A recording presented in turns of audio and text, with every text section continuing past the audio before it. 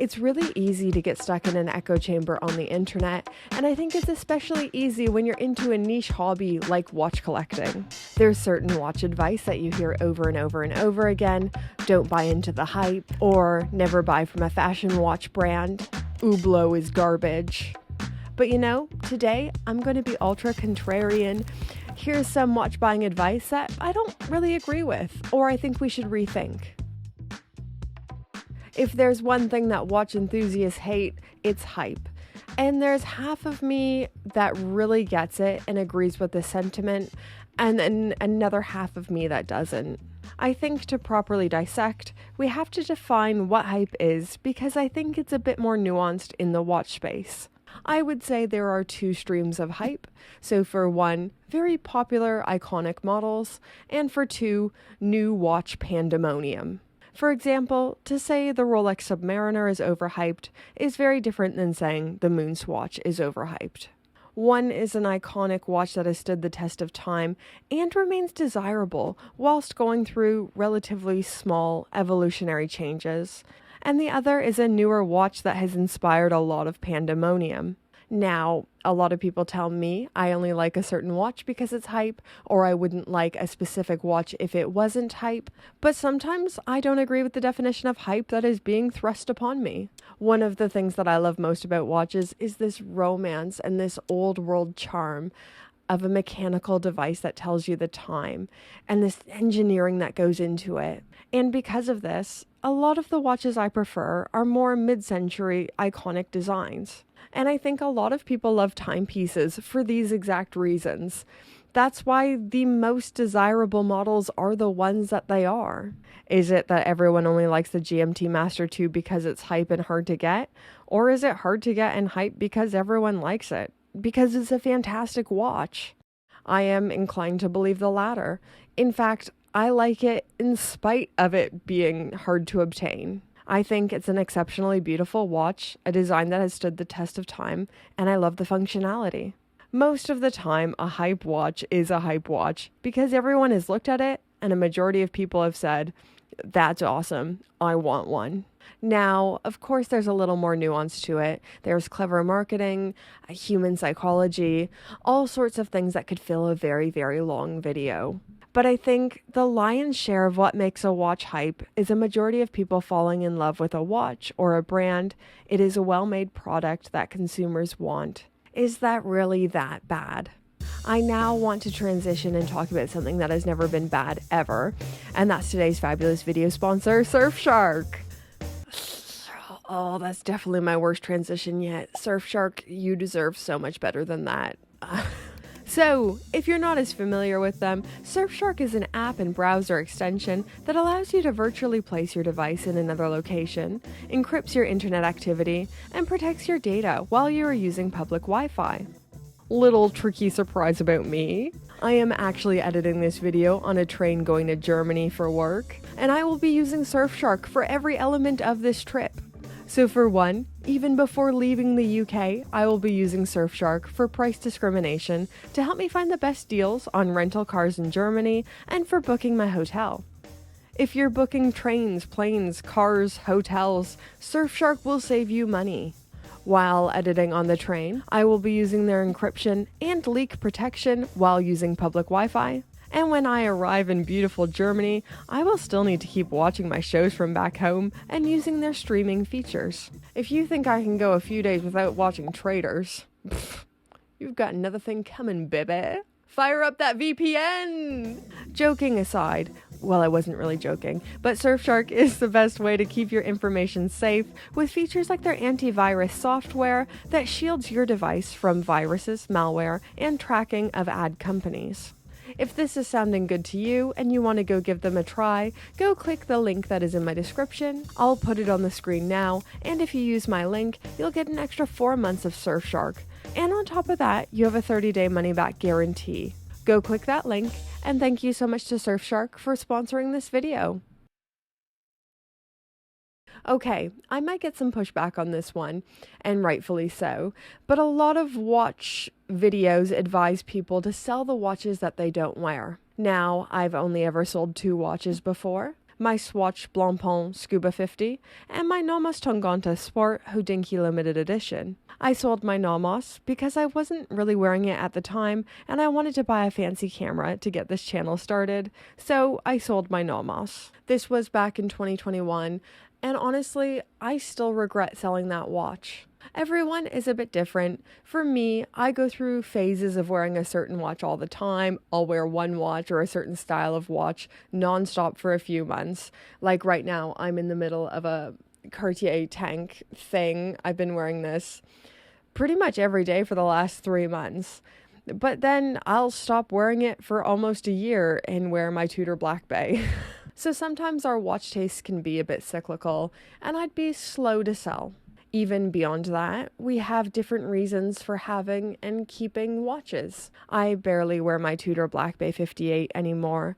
I just choose the Black Bay 54 more, but I still don't think I'll ever sell my 58. It is one of the most sentimental watches for me. It holds so many memories, and it's a watch I want to have always because of that. Is that wrong? Am I describing watch gluttony? Probably yes. But I would be slow to sell. Now, this is one that comes up in every watch listicle. Don't buy impulsively. Do your research. This is another one that I'm in two minds about. On the one hand, I really understand this advice, and it's sound and sensible. Watches are incredibly expensive and meaningful purchases, and for that reason, should be handled with care. But some of my favorite watches that I own were bought completely impulsively. My Tudor Black Bay 54 was an impulsive purchase. I bought it 2 days after it was announced at Watches and Wonders. I popped into my AD to see if they had any of the new Tudors in. They had this one in. I loved it. I bought it on the spot. I didn't really need to stew over it and research it. You know? Saw it, loved it, bought it, had the money saved anyways. Happy days. My Rolex Oyster Perpetual was similar. My husband and I went into town for the day to actually buy him a bicycle. We popped into the Rolex AD in Bath. I said I was after a 34mm Oyster Perpetual in black. They said, funny enough, we got one of those in the delivery today. Bada bing, bada boom. The stars aligned. I had the money saved up. Everything was just right. And I bought it that day. Sometimes it doesn't need to be a philosophical journey where you know all the history, heritage, every designer. I actually don't regret either of the watches that I bought impulsively, but it almost has worked the other way around for me. I wanted the Santos de Cartier for years. I did so much research on it. I knew everything about it. Then when I went in to seriously inquire about one, I tried it on and it wasn't right. It wasn't love at first sight.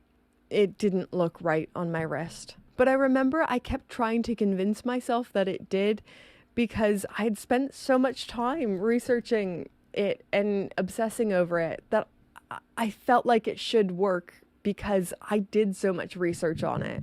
I was almost guilting myself into liking it because of the sunken cost of years of obsession. My advice would be, if you're a bit newer to watches, do a little bit of research. Make sure you're certain on a watch before you buy it. If you're buying secondary, definitely do some research. Make sure you're buying from a reputable seller. But if you're a bit more into watches, maybe you own a few, you probably know what you like. You know what works for you. And you probably already know a little bit about this. I don't think you have to go on as much of a philosophical journey as people say you do. And the last piece of watch buying advice you will hear on every listicle: never buy a fashion watch. Now, this is something I've said before, and it's something I've believed for a long time, but as time goes on, I'm not sure if I agree with this anymore. First area we need to clear up: what is a fashion watch? Some watch collectors would say Chopard or Cartier watches are fashion watches, even though both maisons have deep heritage in watchmaking. Chopard have been making watches since the 1860s and have made one of the best and most important movements ever in the caliber 196. And Cartier made the first modern men's wristwatch. Whether modern watch buyers want to believe it or not, the history of watchmaking and jewelry is deeply intertwined. Just because a brand also makes jewelry, it doesn't mean their watches are lesser than or bad. For our purposes in this video, I will define a fashion watch as a clothing brand or bag-making brand that also makes watches. Think Ralph Lauren, Chanel, Gucci, Louis Vuitton, and Hermes. This is an area where you're going to want to do some research before you buy, but not all fashion watches are bad, and a lot of fashion brands are seriously investing into watchmaking. For example, Chanel have been financially investing in the wider watch industry, being part owners of Tudor's watch manufacturer Kinesi and stakeholders in FP Journe and MB&F. It is clear Chanel have been investing in their watchmaking, using Kinesi movements, and even collaborating with Romain Gaultier with the Monsieur de Chanel Jump Hour. Hermes is another brand that has been seriously investing in their watchmaking and shouldn't be written off. The H08, for one, is an incredibly original and distinct design, which is hard enough in the world of watchmaking. It has a titanium case, 100 meters of water resistance, and their manufacture caliber H1837 movement, giving you 50 hours of power reserve. If you're going to roll your eyes at Hermes for giving it a fair go in watchmaking, then maybe you are a bit more into the name that's on the dial than actual watchmaking. With all that said, I would do a lot of research before going into the world of fashion watches because there is a lot of junk out there. But there is some gold to be found if you know what you're looking for. But anyways, guys, this is the watch advice I think you can just ignore. Let me know all your thoughts in those comments down below. You always do. Thank you once again to Surfshark for sponsoring this video, and don't forget to go click that link and Pope Tier patrons. Yes, these names, that's what I'm talking about. Get those names on the screen.